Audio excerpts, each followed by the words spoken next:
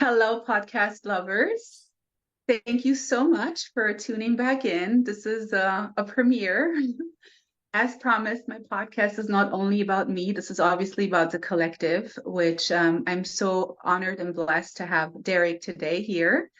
And today we want to kind of jump into a topic that we both resonated on. That's kind of like how we started to talk about the idea of even, you coming here and us talking about this, which is when we kind of like parting from people and when we are having a very long friendship in our life and all of a sudden the friendship just ends because of whatever reason. It could be our choice, it could be their choice, it could be the circumstances, it could be whatever. So I feel like I really want to kind of like dive into that a little bit more. And I feel like we both really resonated on that because as we privately shared about our situation, it's it's something that unfortunately happens, right? But Yep. I feel like it kind of has to happen just because for the own involvement of your own character and the purpose why your soul really came here.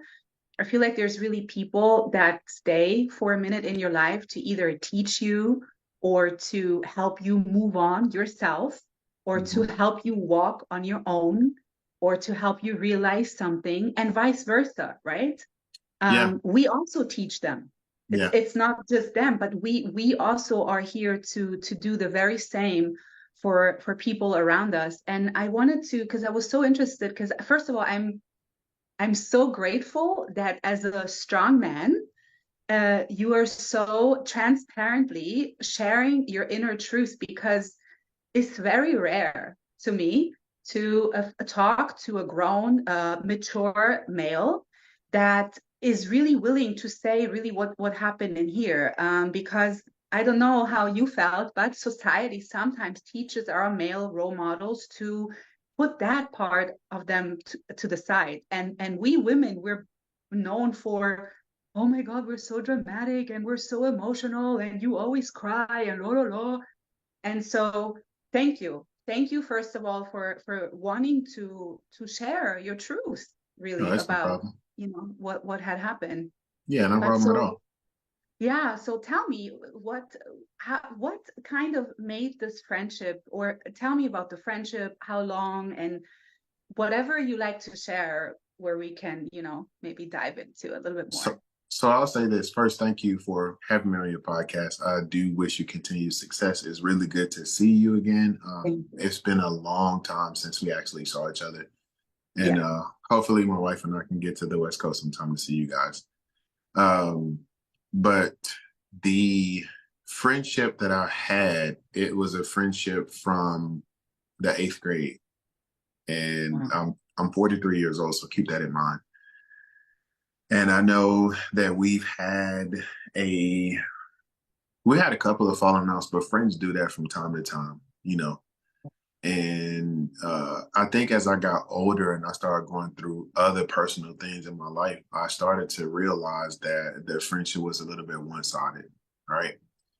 And there was a particular situation that happened that just really kind of broke it. I was speaking to I was speaking to another friend of mine, and oh no, actually, me and my wife were talking, and I was like, I hadn't heard from my friend in a long time, or whatever, whatever. And she was like, hey, well, does he ever visit you? And I was like, no, not really. And the last time I saw him is when I was living in California. So Oh, that was wow. that was a long time. So he was going through some personal things, and he reached out to me. I talked to him, make sure he was good, and I would reach out to him every once in a while and say, "Hey, man, how you doing?" Because I'm from the way I was brought up in the culture of how I am was that if you miss somebody, you should reach out to them and speak to them, right? But a lot of times on a friendship side, it can be one sided, and a lot of times the times that he would reach out to me would be him asking me, "Oh, I need your advice," or "I need your help," or "Hey, I'm going through something." But then when I wanted to reach out to him, he was like never around. And as you know, I'm getting out of the military. A lot of military personnel don't like to talk about this, but they deal with like a lot of anxiety and depression and things like that. Yeah. And, you know, we were kind of, we were kind of encouraged to make sure that we get counseling and talk to someone. Well, I was going through counseling. I was a counseling for a couple of months, and my therapist mentioned to me, "Hey, if anything else is going on in your life?" I was like, "Oh, I'm having issues with my friend. We've been friends for, I don't know, man, over 2 decades." And I was like, "We just hadn't talked." And I was like, "We had a big falling out. I think that's it for us." And then she was like, "Well, she does a really good job of sending me paperwork of homework." And she had this homework assignment called Recalibrate. And what you essentially do is it's a three list paper.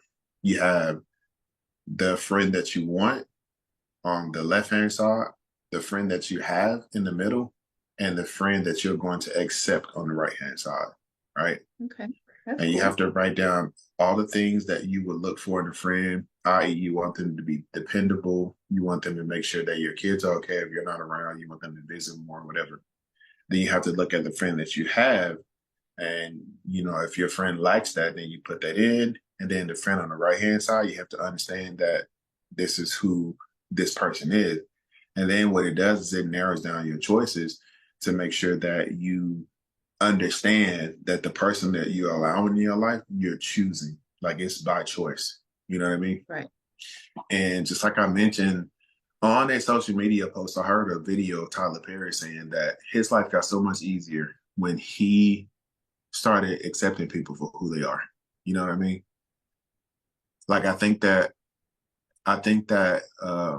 depression is not the word I'm looking for, but that letdown that you have when you have a friend, the reason Mhm. why that happens or why you get upset is because someone essentially doesn't meet your expectations, you know? Right. Or So or or I also feel like because they just simply grown in their own way, or you grown in your own way, that it simply doesn't resonate the vibration that you guys now mhm, have from what we used to have. Because back in the days, I might maybe didn't like avocado. It's just an example. yeah. But today, I'm an absolute avocado lover. And if that Hmm. doesn't resonate within our friendship, our values of how we look at us and how we treat each other and the Hmm. expectations, if one of those waver, then it's very easy to fall into what you just said, that it only feels one-sided and it doesn't feel like reciprocity at all anymore, which really I feel like Yeah. any relation to any human should be always based on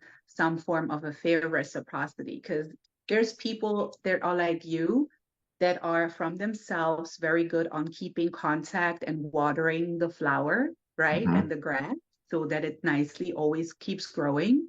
And then there's people that are not so good at that, but not necessarily because they're bad people, but because they're just not having that inside of them, or because their own life gets so overwhelmed that they Hmm. then really only reach out when they need something. But I also truly don't feel like that necessarily is because they're opportunists or using people, even though it could be, but maybe because you always had that stability in that part of the friendship where no matter what hit the fan, I feel like you are the tower, like, okay, this is a Yeah. problem, but how can I help you to Yeah. get through So that? so I agree with you. And I going back to your first point, but me and this particular friend of mine, we did have a conversation. And I Right. said to him, "Hey man, look, um, I really, like you as a friend." I was like, "We've been friends for a long time, but I feel like the only time you reach out to me is for XYZ, XYZ." I was like, "I would really love us to have a better friendship." I was like, "We're both adults now. When we were young, we were limited by financial difficulties, transportation, where we couldn't see each other." And I was like, "But it's not like that now." I was like, "I have a family, but I'm 100% down to see you." Then he said, "Okay," but nothing changed. And I was like, "All right, fine." And I think you know, I think that the beauty of any relationship that you're in, whether or not it's a marriage or a friendship or you're just dating or whatever, I feel like you should be exactly who you are, right? And then Right. be loved and appreciated for it. And I love my friend, but I think that sometimes in life when someone's not feeling your, I guess you would say like an emotional cup or whatever. Like this is Hmm. my best friend, like my best friend, right? Right. And I just felt like at a certain point in time we weren't, vibing as we should. And there were some things that happened in between that I didn't like. There was some accusations, and I was just like, look, man, I was like, for me, I don't know if you consider me a best friend, but there's no way that you could think, essentially what you think, and we're supposed to be best friends. So Right. we ended up not talking anymore. And I think that once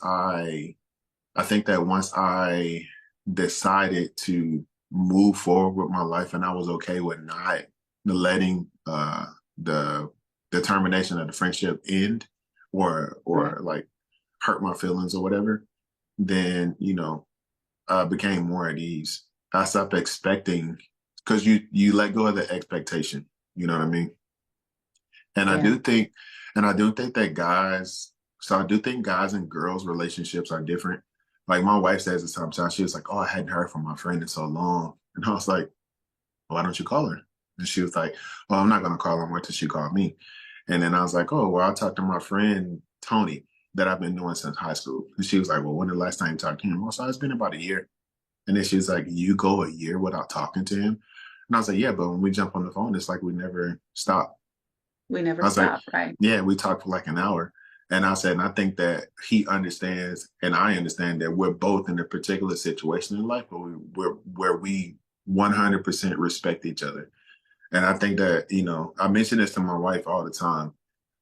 When we talk about, so my wife is Hispanic, obviously, you know that. And we come from a different upbringing. She is 100% about family. Like mom, dad, sister, brother, which is 100% okay.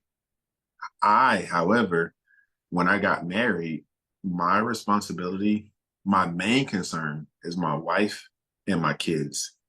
You see what I'm saying? Hmm. And it doesn't mean I don't think about anybody else, but it just means that, well, my That's wife and cool. kids, yeah, like my That's wife, the core.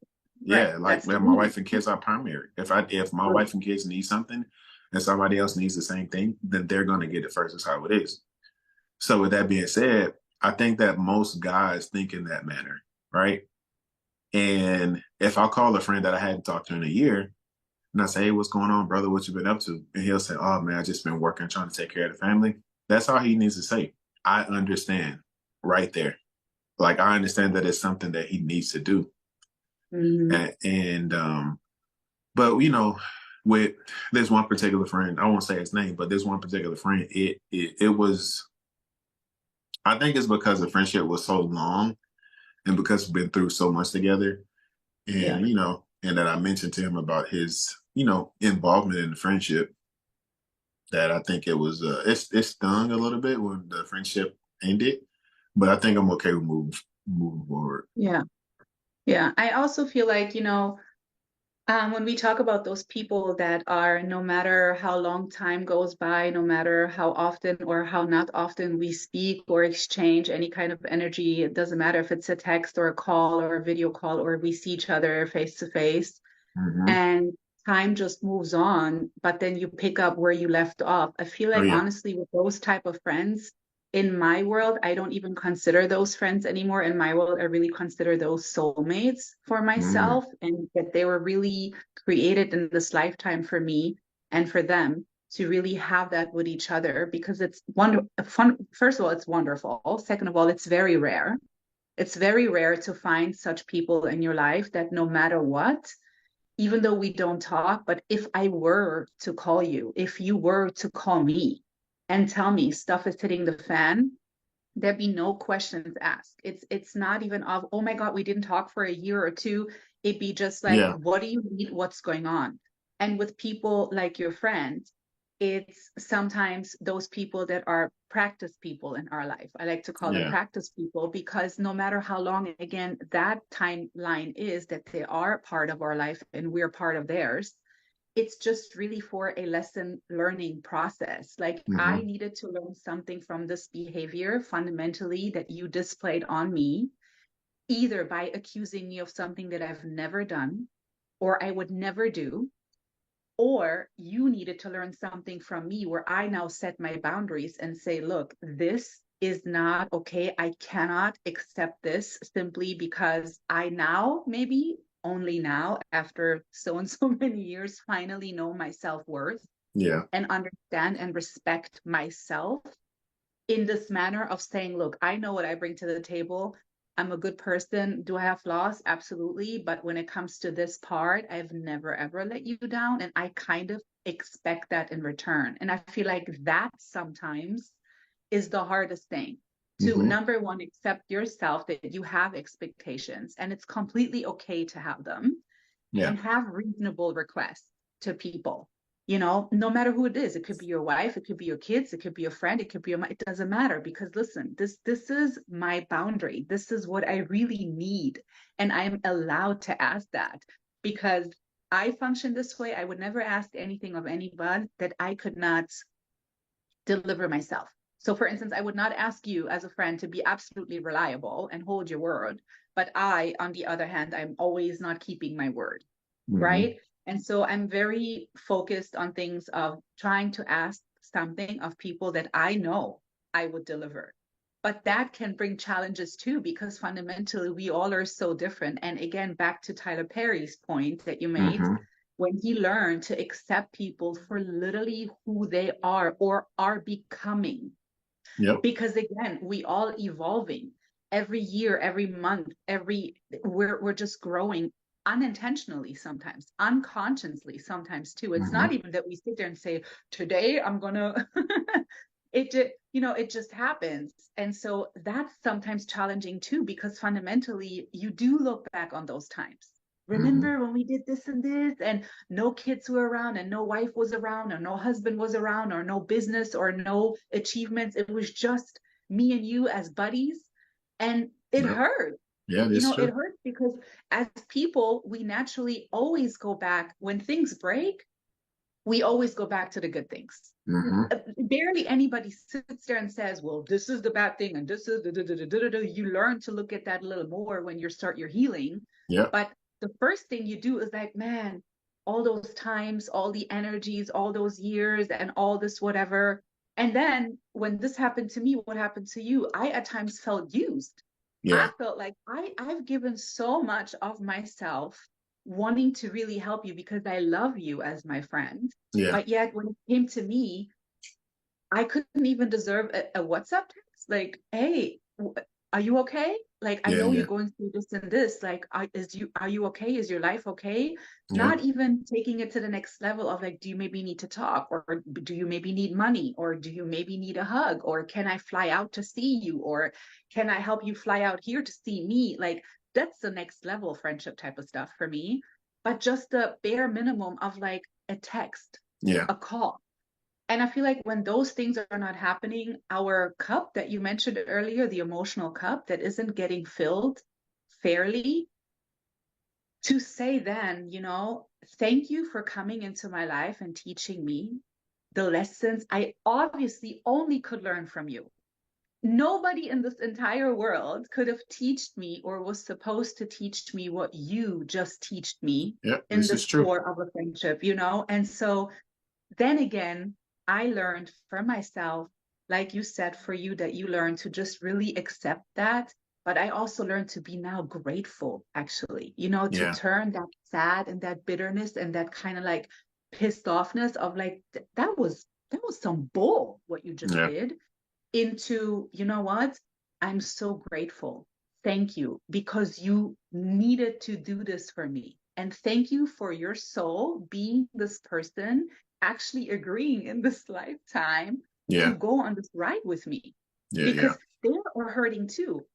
Maybe because they pulled the trigger and did the bad move doesn't mean that it's not hurtful for them either. I don't think so at all. I think those they are really internally hurting too. But then, now we talk about pride and Yeah. stubbornness.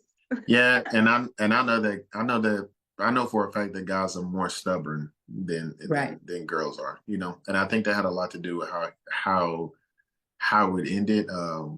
And I spoke to him prior to, and I was like, look, man, I was like, you know, bro, I gotta be honest with you, man. You really had been a good friend over the past 20 years. I was like, Right. but like, you really need to be involved. I was like, you know, my kids know you. My older kids know him. I was like, but my younger kids don't. And I was like, you know, it'd be good if you were involved more. I said, I don't need anything from you, not money, not, you know, any kind of like a place to stay or nothing like that. I was Right. like, Just your presence.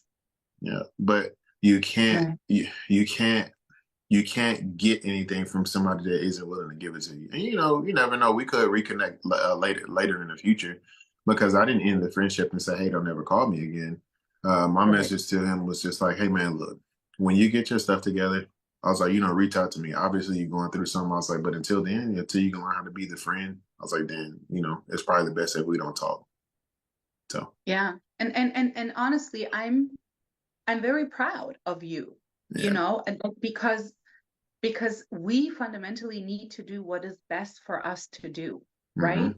And so it's painful because, especially for me, I had this one friend and I've known her a very long time. I used to know her when I used to live in Florida. So it's a very, very, very long time. And we haven't connected for 10 years. And all of a sudden, she just comes out of the gate connecting with me and wanting to just know everything about my life. And I'm like, girl, I'm sorry, but like this doesn't work for me like that. You know, even though I mentioned prior, there are people like that. But with her in particular, I did not feel that soulmate connection where because there was simply no growth for a while in order to be for that established. And, you know, she was going through a really hard time. And I could tell that she would really just reach out to me because she felt that I'm more in a peaceful place now with myself, but it became a burden to me. It Yeah. became literally an emotional burden to me for to be on the phone with her and constantly say the same thing because I felt like I did what I could do to possibly direct her in the direction, but the help that somebody needs to accept and needs to do on their own cannot rely on any other human. It's either you wanna grow and get better for yourself or you don't. But if you are in this position of like, I just need to tell you how bad I feel, and I'm gonna do the same thing the very next day, and I'm gonna do the same thing the very next day. It becomes like a cycle where it's like, I am not in that space, and I Hmm. cannot take energy out of my own life that I need for me and my son and my life Yeah. in order to help you. And some people would say, because that's what she told me, or another friend told me, actually, she's like, that's very selfish of you. And I'm like, you know, it might be selfish in people's world, but in my world, to me, this is healthy. This is a healthy boundary that I'm learning on my own to be like, look, this is how much I can really give, and I give it from my heart. Yeah. But this is where I need to draw the line and say, look, this is not benefiting me in any kind of way. Yeah. And therefore, when you get your life together, I be here. But I can't be a part of this you healing or you Hmm. finding your way of going through your brokenness in order for me to be that part next to you. And that happens also not only friendships, but it happens in marriages too. And I feel like marriage is a different thing because now we made a vow. Hmm. We like it's a different that's a different story to me, even though even there, I'll tell you in all honesty, I for myself could not be that part anymore either because I was running low. I was running so dry that I could not. I had to fill my cup, I had to fill this cup, I had to fill my child's cup, I had to fill the home cup, and I'm like, who can I please get like a drip of Yeah. something? But So you know, so I'll say this. I'll say that, you know, in reference to what you were saying about your friend, Mhm. like I feel like, so I don't know how religious you are, but I know myself, I've been going to church more and reading more, and me and my wife Right. are now in this program called Reengage. It's not for anybody that's going through a divorce or trying to get a divorce. It's just simply to Right. reconnect, right? That's why it's called Reengage. The very first chapter was in Corinthians, and it was talking about love and what true love is. And it asks us to define what true love is. And, you know, everybody wants to live their life like Christ, right? It's how you get the big ticket to go upstairs. Hmm. And one of the things that it asked me was, you know, what do you think love is? So I started saying, like, oh, I think love is, you know, doing something with someone when you're mad, even just because you love them or whatever. Because there's plenty of times where I don't feel like doing things to people just because I'm upset, you know. But when it comes to my marriage and my wife, I 100% try to make sure that my wife is okay when she's upset. I can be, or my granddaddy says 38 hot, right? That means like really mad. I can be really mad with her. And if she needs me, I'll be there for her because we have a commitment. Now, when it comes to a friend, right? If there's anything in my life that pulls away from what I feel like my primary mission is right now, like my wife and kids, and it's not like the church or my or like anything else. What I Mhm. do is I tend to kind of like I don't mind helping people, but I don't want to do it at the expense where it's like you said, use the word energy, like where it takes my energy away from me. You know, Right. I think I was having a conversation with my wife one time, and I think it's called an impasse. I don't know if I'm saying it right, but it's a person that essentially, you can be this really happy person, you're full of energy, and then people around you see that. I know who that is because Marina's like that. My wife is the person who helps everybody, but at the end of the day, she doesn't, get the help that she needs, like from everybody else. Right. So if I have something that's taking away the energy that I need in order to maintain my life, then I have to limit that, right? And Right. that's essentially what I did with a friend of mine. I was like, look, man, like, I'm giving you a bunch of energy that you don't reciprocate. You don't give anything Right. to me that I can keep going. So I'm gonna have to like, cut it off. Marina and I, so I don't know if you've heard of these cards. I don't have them in the room, but it's a card game. It's a game where they have it for friends, they have it for couples, newlywed couples, they have it for long-term couples, they have it for couples that need healing in their relationship. And it's called the AND. And I had one for the family, and they're deep emotional questions that you ask, right? So me, my daughter, my oldest daughter, and my wife were playing, and one of the cards that my wife pulled read, what is something that I do to myself that you want me to stop, but I don't, and it's hurting me? And me and my daughter both said at the same time, we feel like you do too much for other people. Oh, wow. Yeah. Hmm. And then she paused and she looked at us and she was like, I can see that. Like she doesn't know the word. My wife is the sweetest person I have ever met in my life. Right. But Right. I know that some people would take advantage of that. Of course. They are energy seekers. Like Of course. the They're way that energy she, vampires. yeah, the way that she put it is that negativity is attracted to positivity, right? Hmm. But Hmm. positivity isn't attracted to negativity, right? Hmm. And she says that people all the time reach out to her because they're Hmm. going through something, whether or not it's like a cousin or a family member, a coworker, or somebody that she just met. She's just that type of person. I mean, it's one Right. of the reasons that I started dating her because she has such a positive energy, you know? Yeah. So I do believe that Yeah. I do believe that there are certain emotional vampires in life that you do need to Absolutely. stay away from because they drain your energy and your ability to make sure that you take care of your family.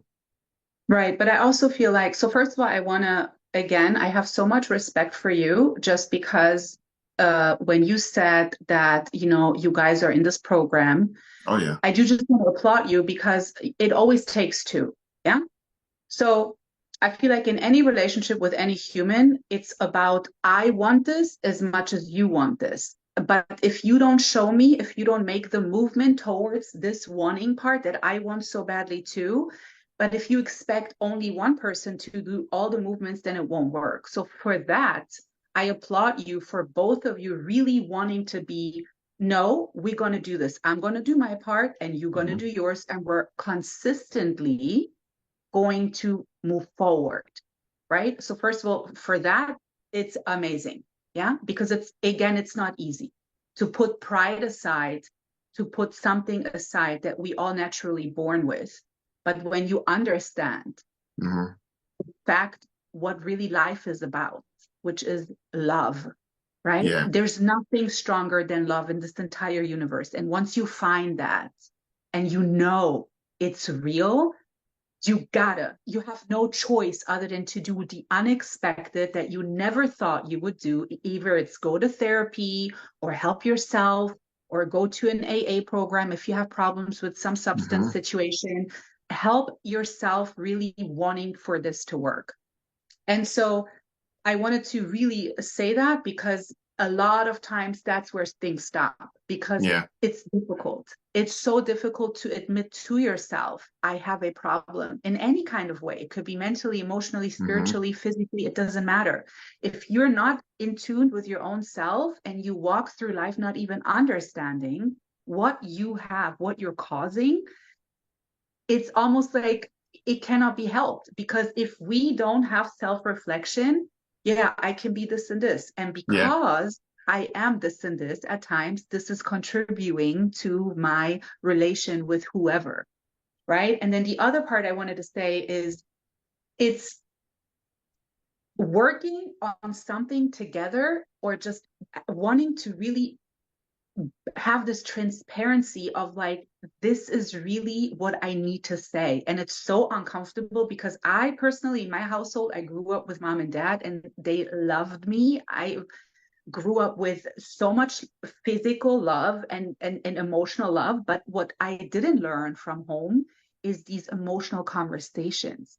Yes, Mm-hmm. I felt love, but I've never really learned of like, what is really going on? Why are you so upset right now? Like, what Yeah. makes you so upset? What is it right now? Is it me? Is it the situation? Is it an unhealed wound? Like those conversations I didn't learn from my mom and my dad, right?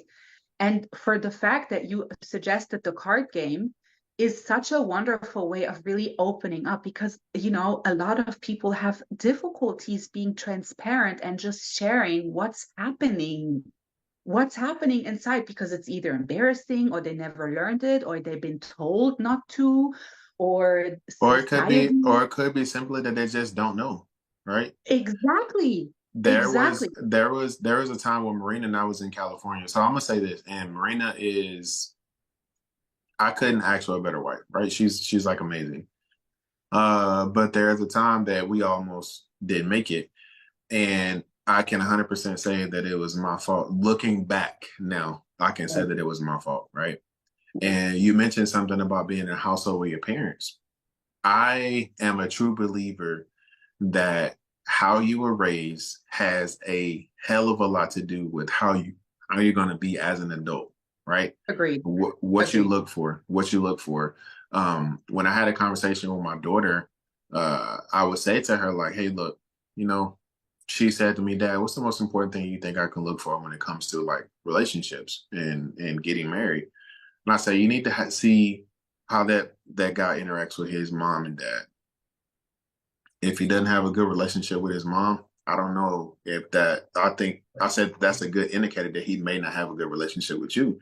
If he's Mhm, disrespectful to his mom, if he doesn't mhm, like believe in God, if he doesn't have mhm, like the family concept, I said those are things you should probably like, mention initially." mhm, So mhm. it Like wasn't the until, values of life, like the values of life, yeah, for actually, not sure. not like, oh, I like peanut butter, you too, great, Yeah. but the values of actual life, the core values, like, are we Yeah. compatible in that? hmm And not Mhm, just, and like and to something that you just mentioned is not necessarily saying like, oh my God, we both are like weird things, but that doesn't mean that you should be together, right? right, Like absolutely. when you talk about, and I just read this in the class that me and my wife are in, but it's called, and like I said, it's called Re-engage. But when you're talking about true love, so I'm gonna give you an example. And this is the one I realized like, oh shoot, I might have a problem.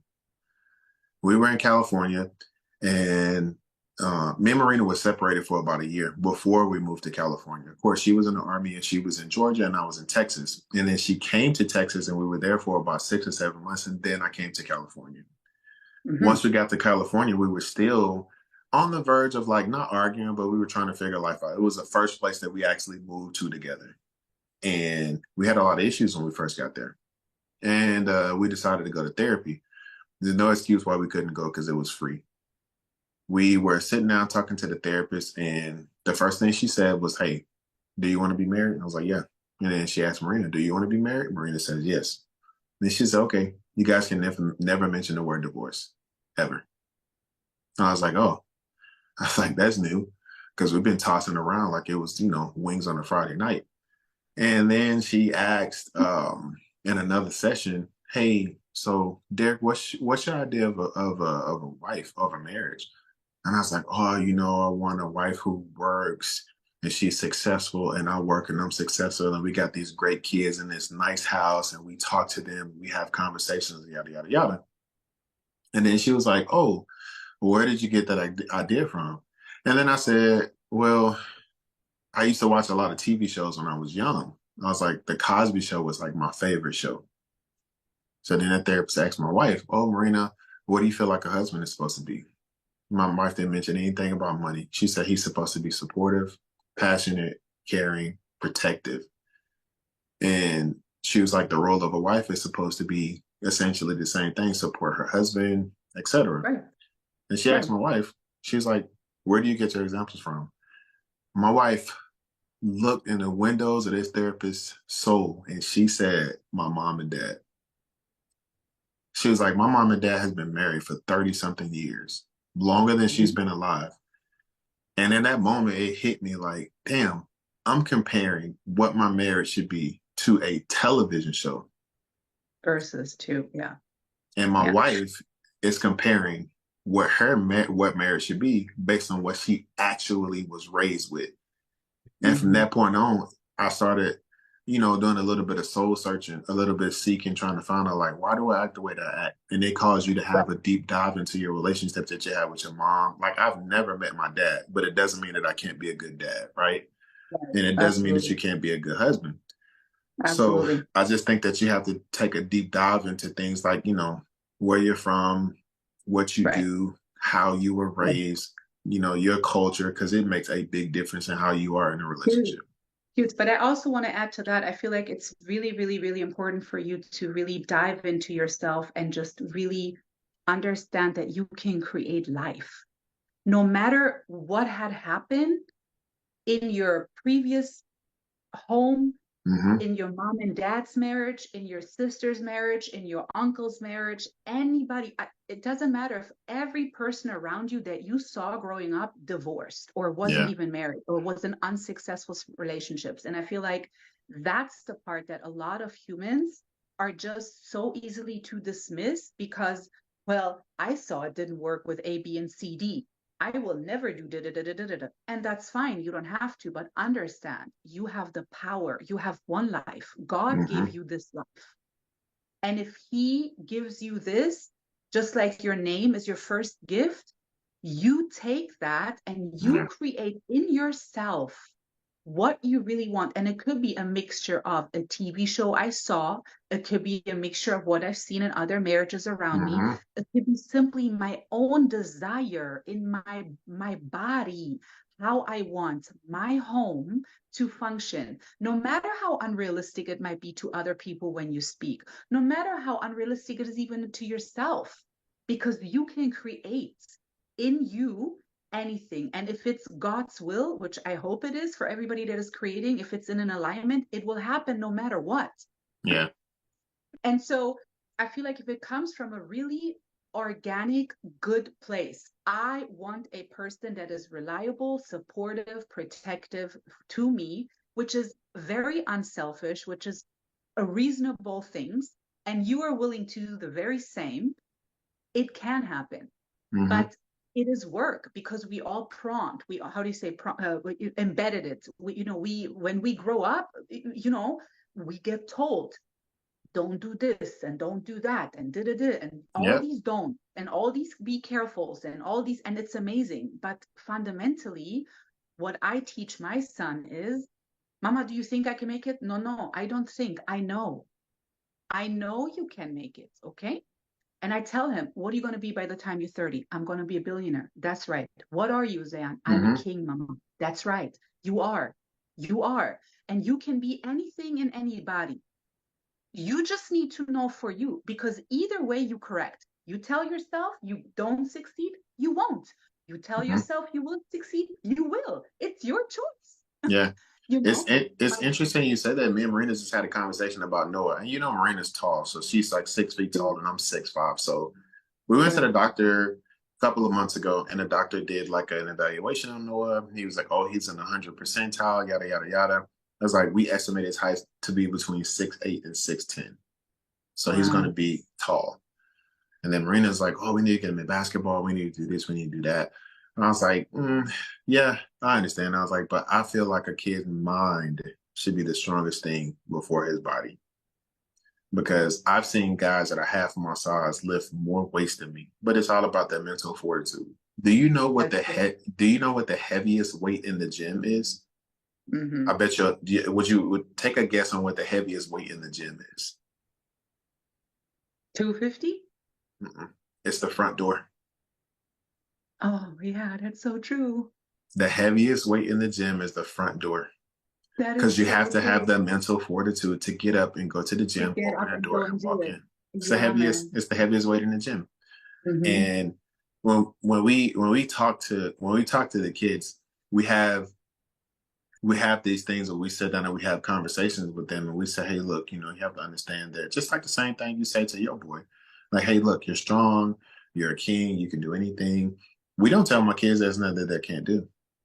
Right? I feel like as a parent, you should give your kids left and right limits, right? Like, Yeah. so listen. And you should tell consequences. Look, if this is your choice, I'm just gonna let you know this might be a possible consequence. But hey, Hmm.